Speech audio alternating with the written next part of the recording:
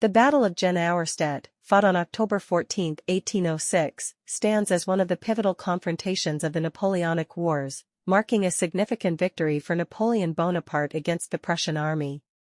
This dual battle, taking place near the towns of Jena and Auerstedt in modern-day Germany, not only showcased the tactical genius of Napoleon but also exposed the weaknesses in the Prussian military system, leading to far-reaching reforms in the years that followed. By 1806, tensions between France and Prussia had escalated, primarily due to Prussia's alarm at the growing power of Napoleon and the establishment of the Confederation of the Rhine under French protection. Prussia, seeking to curtail French influence in Central Europe, mobilized its forces and, alongside a coalition that included Russia, Saxony, and other German states, moved against Napoleon. Napoleon, seizing the initiative, launched a rapid and well-coordinated campaign, advancing into German territory. His forces were divided into several corps, a strategy that allowed for flexibility and speed, overwhelming the Prussian forces that were still adhering to more traditional, linear tactics. On the morning of October 14, 1806, the French and Prussian armies engaged in two main locations, Jena and Auerstedt. Jena, Napoleon himself commanded the main body of the French army at Jena, believing he was facing the bulk of the Prussian forces. In reality, he was up against a smaller Prussian contingent under Prince Hohenlohe. Utilizing superior numbers and tactics, the French quickly broke through the Prussian lines, inflicting heavy casualties. The use of corps d'armée allowed French forces to execute enveloping maneuvers, a tactic that the linear formations of the Prussians could not counter effectively.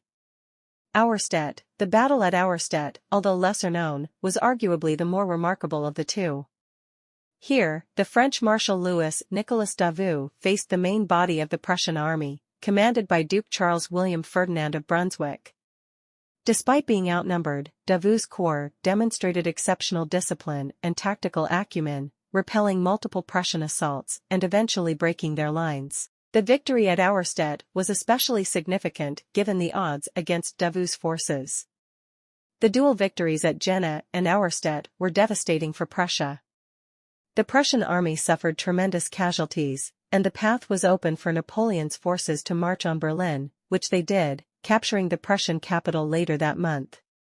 The battle effectively dismantled the Prussian military and, by extension, the Fourth Coalition's ability to resist Napoleon's advances in the short term. The defeat prompted significant soul-searching within Prussia, leading to comprehensive military reforms initiated by figures such as Gerhard von Scharnhorst and August von Gneisenau.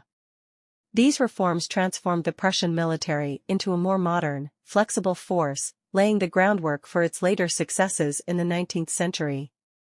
The Battle of Jena-Auerstedt thus marked not only a high point in Napoleon's military career but also a catalyst for change in European military practices, highlighting the effectiveness of flexible corps organization over rigid, linear tactics and the importance of rapid, decisive action on the battlefield.